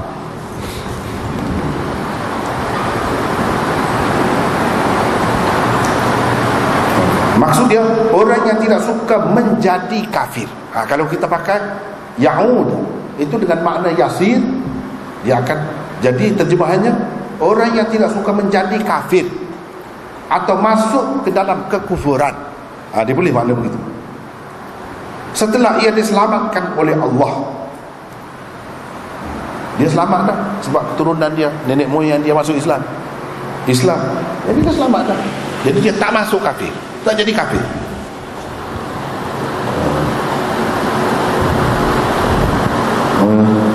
Sebagaimana dia tidak suka dilemparkan ke dalam api. Jadi kedua-duanya boleh. Sabda Nabi ni boleh dipakai untuk orang yang baru Islam, yang sudah lama Islam, semuanya boleh. Tapi kalau untuk orang yang asalnya Islam, kita kena takwil sedikit. Takwil ni boleh, tidak salah. Dalam Quran, dalam hadis ada takwilan. Sebab itu ditakwil. Sebab boleh, tapi dia kena ada asasnya. Jangan nak takwil tak tentu pasal. Ikut sesuka hati, tak boleh macam tu, tak amanah. Tapi kalau takwil dengan ada alasan, misalnya di sini alasannya kuat, pakai ya'ud itu dengan makna yasir, aud dengan makna sayrurah, itu ada alasan sandaran yang kuat. Jadi takwilan itu mu'tabar. Takwilan seperti ini semua boleh terima. Cuba tengok ya. Tidak ada lagi dalam terjemahan ini rangkai kata kembali kepada kekafiran. Tak ada dah. Kalau kita pakai begini, dia akan jadi begini. Rangkai kata itu tak ada dah. Dia tukar dengan yang satu lagi. Disebabkan oleh perkataan ya'uda, tidak dipakai dalam makna hakikinya. Makna majazi, malah makna majazi bagi perkataan itu telah mengambil alih tempatnya. Pecahan perkataan aud dengan makna sayrurah ada diguna oleh Allah di dalam Al-Quran sendiri. Jadi kalau Allah sendiri ada guna perkataan ini dengan makna sayrurah, itu kuatlah, sandaran yang kuatlah. Kalau kamu nak takwil, gunakan, jadikan itu sebagai alasannya, boleh sangatlah. Sebab itu kita kata yang hadis Nabi itu melibatkan semua orang. Yang asalnya Islam, yang asalnya tidak Islam, semuanya terlibat. Sebab apa? Boleh takwil, ada jalan untuk takwil. Asasnya firman Allah Subhanahu Wa Taala sendiri di dalam Al-Quran. Cuba perhatikan ya. Oleh itu tidak ada kesalahan memalingkannya daripada makna asalnya kepada makna lain. Sebagai contohnya firman Allah berikut ini. Qala al-mala'u alladhina istakbaru min qaumih lanukhrijannaka ya Shu'aib walladhina amanu ma'aka min qaryatina aw lata'udunna fi millatina. Qala awalau kunna karihin. Yang kita naknya itu lata'udunna fi millatina. Lata'udunna, ta'ud, ada ya'udu, daripada itulah perkataannya. Maksudnya ketua-ketua yang sombong dari kaumnya, yakni kaum Nabi Shu'aib, berkata, sesungguhnya kami akan mengusirmu wahai Shu'aib dan orang-orang yang beriman yang menjadi pengikut-pengikutmu dari negeri kami ini. Atau coba perhatikan yang saya gariskan itu. Atau kamu berpindah.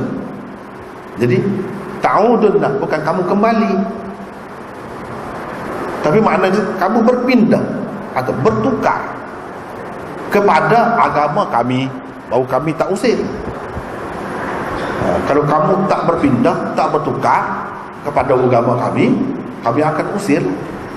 Atau kamu berpindah atau bertukar kepada agama kami. Nabi Shu'aib menjawab, apakah kamu akan mengusir kami sekalipun kami tidak menyukainya? Kenapa nak usir-usir? Kenapa kami tak suka perbuatan kamu nak buat begitu juga? Kata Nabi Shu'aib, surah Al-A'raf ayat 88, rangkai kata aw la ta'udunna fi millatina, seharusnya diterjemahkan seperti di atas dengan dipalingkan makna asal dan hakikinya kepada makna majazinya.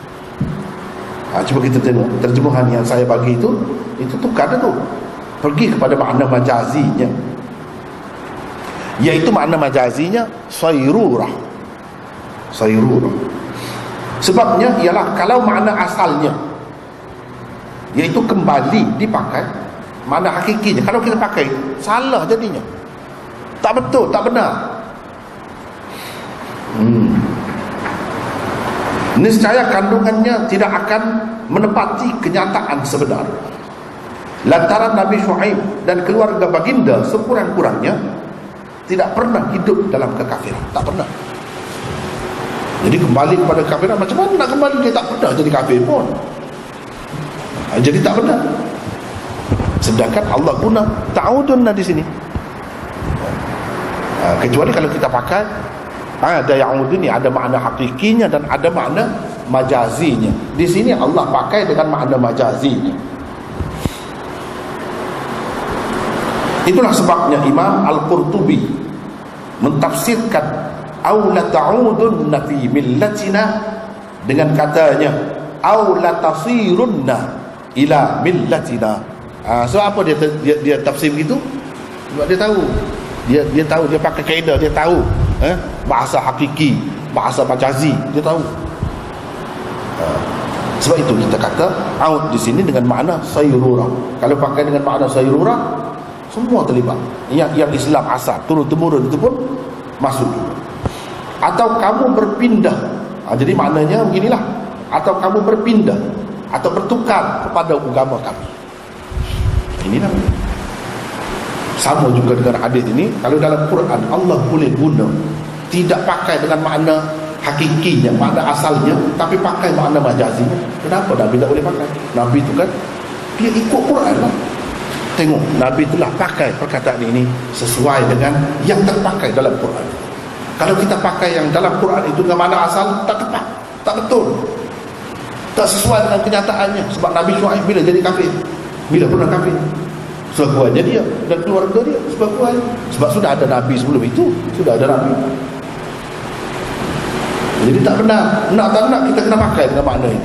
Jadi bila sudah kita pakai makna ini, dalam hadis Nabi tadi pun boleh pakai juga dalam itu, alasannya kuat. Jadi takwilan yang macam ni lah yang dikatakan takwilan yang kuat, ada asasnya. Takwilan macam ni memang boleh. Dia boleh kata tak benar. Siapa pun, Ibnu Taimiyah, siapa pun, ahli zahir pun terima takwilan macam ni. Ahli zahir pun terima. Bukan kata ulama yang pakai banyak usul, banyak kaedah fiqh tu, tidak. Ulama yang pakai zahir pun dia mesti terima. Tak ada orang yang tak terima langsung takwilan ini. Tak ada takwilan. Tak ada. Semua ada, cuma sedikit atau banyak. Setengah-setengah tu dia suka sangat, semua takwil. Tak elok juga itu kan. Takwil ni kalau ada alasan yang pokok macam ni, itu sepatutnya kita pakai. Kalau tidak, maknanya orang yang asalnya Islam, untuk dapat kemanisan iman itu dia kena usaha atas dua perkara saja. Yang ketiga tu dia tak terlibat, tak ada kena-mena dengan dia. Sedangkan tiga perkara lah. Ikutlah orang yang asalnya tidak Islam ke atau asalnya Islam, semuanya kena. Semuanya ada kena mengena. Jangan kita ingat hadis ni, saya tak kena ni. Ini bukan ada kena-mena dengan saya. Saya terkecuali. Sama juga dengan Quran. Selalu orang kata, ini sudah masuk, ini cerita orang dulu, tak ada kena-mena dengan kita. Ini cerita Yahudi, kita bukan Yahudi. Jadi tak ada kena-mena dengan kita. Jangan begitu. Kalau macam tu tak dapat pengajaran lah daripada Quran. Memanglah cerita asal itu berkait dengan Yahudi, kadang-kadang tu. Tapi bukan dia nak mencela Yahudi semata-mata kerana bangsa tu. Nak cerita dia tercela, mereka tercela kerana sifat itu. Kalau kamu ada sifat itu, sama lah, ikutlah bangsa apa pun, di mana-mana pun, tak kira. Barulah kita nampak faedah dia. Barulah bermakna Al-Quran. Tidak kata cerita orang dulu-dulu saja, tak ada kena-mengena dengan kita. Begitu. Kalau ikut nenek moyang tanpa berfikir, taklid buta lah kita kata, ikut nenek moyang, itu orang kafir. Jadi kita orang Islam tak boleh lah macam tu.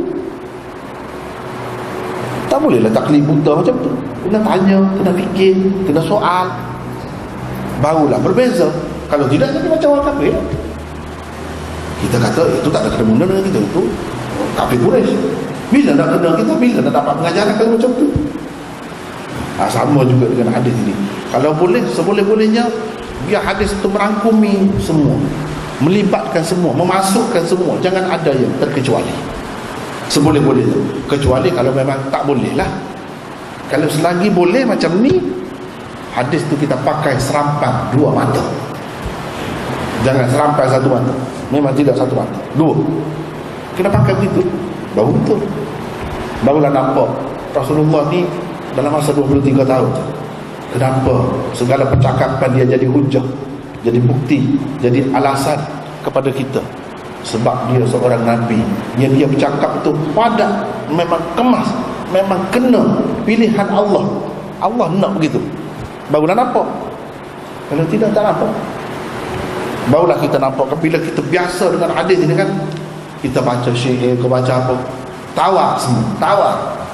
Walaupun hebat macam mana. Sebab apa, ini yang kemuncak dah. Kemuncak. Boleh tak seronok-seronok tu boleh. Saya pun selalu baca juga syair-syair, saja-saja selalu baca dalam macam-macam bahasa, tak kisah itu. Tapi yang sebenarnya ini kemuncak. Kalau seseorang itu pakar bahasa, ahli bahasa, dia akan kata memang ini berada di kemuncak. Hadis Rasulullah, Quran, ini kemuncak. Macam tengok bahasa, cara dia guna. Ini bukan, tak ada alasan, ada alasan. Boleh kita kaitkan dengan ini, kaitkan ini. Tengok Quran, dia saling menyokong satu sama lain, kukuh, nampak sumbernya sama daripada Tuhan yang sama. Untuk kepentingan kita, nampak mukjizat dia tu. Walaupun mereka dalam masa yang pendek, tetapi kita dapat pengajaran dia sampai bila-bila, untuk seramai mana manusia pun boleh. Tidak ada terkecuali. Baru nampak Islam ni memang patutlah untuk semua bangsa, untuk setiap zaman sampai kiamat. Baru nampak kehebatan dia tu, baru nampak. Kalau tidak, tak nampak. Saya lah, pengalaman saya baca Quran, baca hadis, dan kita baca kitab suci yang dikatakan suci oleh agama-agama tawa, tak ada apa. Kalau macam ni, kesian lah pada orang bukan Islam, kerana dia angkat kitab suci macam ni. Apalah ada, dah nak cari yang asal tu tak ada. Yang mana yang asal? Yang ada tu lebih kurang, beza-beza pula. Tak ada langsung kemanisan dia, kedalaman bahasa tu, seni dia tu tak ada. Cuba tengok ini, cara dia guna tu. Sebab itu penting kita bincangkan secara terperinci, secara terperinci. Baru kita nampak hadis itu sebagai mukjizat, bukan Quran saja. Ini hadis itu mukjizat. Dan segala yang berkaitan dengan hadis, mukjizat Nabi itu yang masih hidup lagi. Mana ada dalam dunia ni orang kaji tentang peribadi satu manusia, segala ucapan yang dibahas macam ni, cuba dia bahas. Mana ada? Cuba bawa satu orang, ikutlah pengikut siapa kamu, pengikut Karl Marx ke, pengikut Mao Zedong ke, pengikut siapa? Ada dulu pengikut Aristotle ke, Plato ke, siapa pun bawa tak ada. Orang nak kaji, nak jadikan panduan, ikutan setiap kata-kata dia. Yang dia tak kata, perbuatan dia orang tulis, catat dan ikutlah. Siapa boleh buat macam tu? Lemahlah. Yang melemahkan itulah orang panggil mukjizatnya. Itulah mukjizat. Walaupun kita tidak hidup sezaman dengan dia, kita boleh lihat hakikat itu semua. Kadang-kadang orang nak tulis biografi seorang pemimpin tu, dia upah. Dia upah. Mana Nabi kita ada upah? Tak ada. Sukarela. Buat video hadis ni daripada dulu sampai sekarang, bukan satu dua. Kalau Bukhari 100 lebih dah syarah, 100 lebih. Mana ada kitab dalam dunia ni? Usah kata kitab yang bawa kitab suci saja. Mana ada kitab suci yang sepanjang itu? Syarahnya, tafsirnya, itu tak ambil kira Quran, hadis. Tak ada. Inilah yang dikatakan mukjizat. Kamu akan lemah nak mengemukakan seumpamanya. Benda macam ni lah menjadi bukti bahawa Muhammad itu benar-benar Rasulullah, benar-benar pilihan Allah, utusan Allah. Baru nampak. Jadi kita nampaknya panjang dah, lewat dah ya. Setakat itulah kita bertemu dengan tajuk baru pula, iaitu Alamatul Iman Hubbul Ansar. Setakat itulah untuk hari ini. Wallahu a'lam.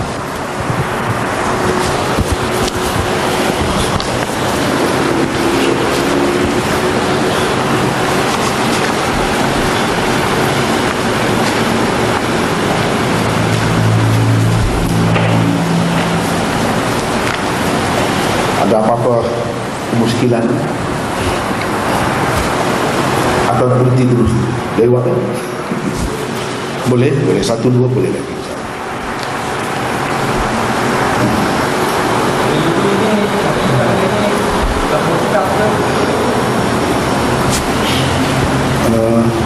Dia ahli bid'ah memang. Itu bukan ahli bid'ah memang ahli bid'ah. Tapi bid'ah dia tu sampai mengeluarkan dia daripada Islam, tidak semua. Ada yang teruk tu memang keluar. Tapi yang tidak teruk ramai juga tersesat. Ahli bid'ah memang.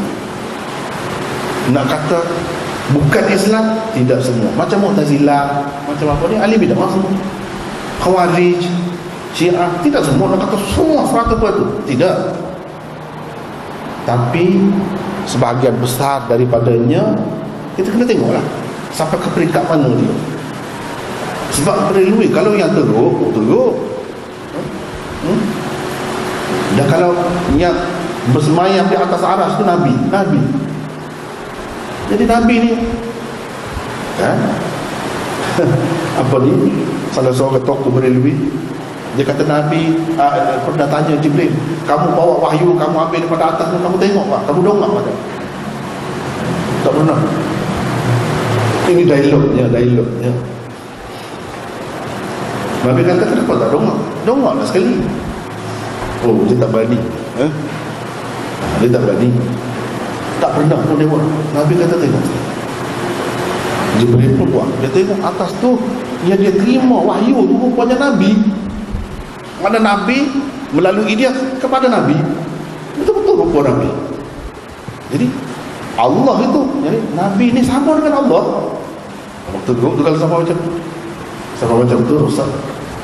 Ada yang berpaham begitu. Jadi Allah dan Nabi itu sama. Sebab dia ada terwujud sampai ke peringkat itu. Oh, jadi Jibril pun kata, yang aku ambil wahyu itu pun kamu. Aku sampaikan wahyu pun kepada kamu juga. Pelik. Ini faham beriwi lah sampai ke peringkat itu lah. Kesesatannya. Walaupun banyak ajaran-ajaran sesat yang menjeleweng ahli bid'ah ni, tetapi yang asal, yang benar tetap ada. Ini kelebihan Islam. Dia tak boleh mengalahkan dia. Macam mana pun tak boleh. Itu kalaulah fitnah semacam ini berlaku kepada agama lain, lama tu rosak. Yang berlaku pada agama lain tak sampai ke peringkat ni,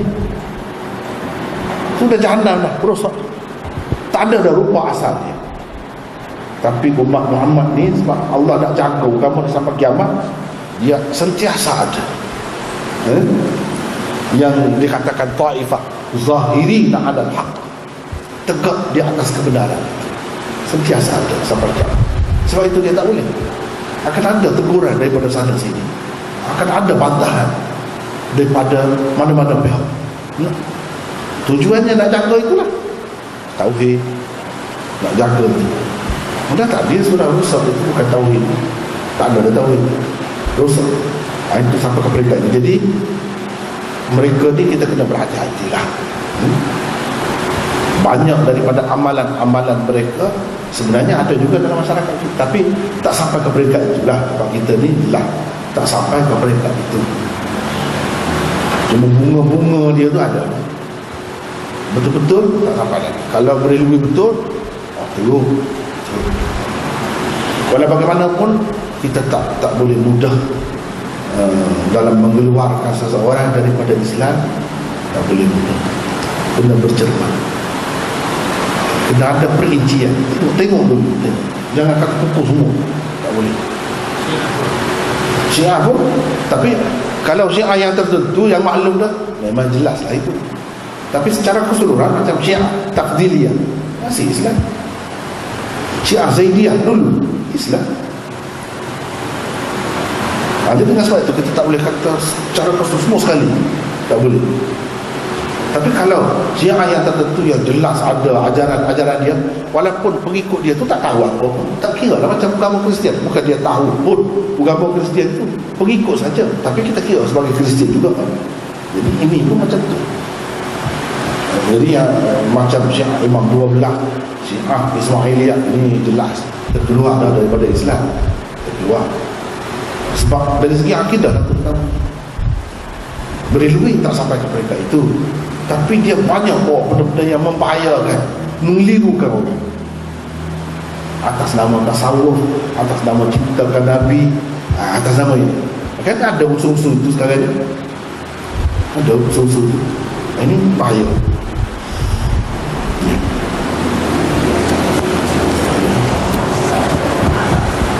Ya. Itu pun termasuk tu. Tak boleh minta. Tak ada dalil dia akan bagi syafaat. Ya, minta doa dengan Allah, itu lain. Minta syafaat Nabi dengan Allah lain. Minta terus, itu tak ada, itu tak boleh. Kau buat berilmu ini terus minta dengan Nabi. Ini bahaya. Jadi cara macam ni sudah ada bunga-bunga dia kan? Sudah ada bunga-bunga. Ya. Rasanya setakat itulah ya. Untuk kali ini, wallahu a'lam.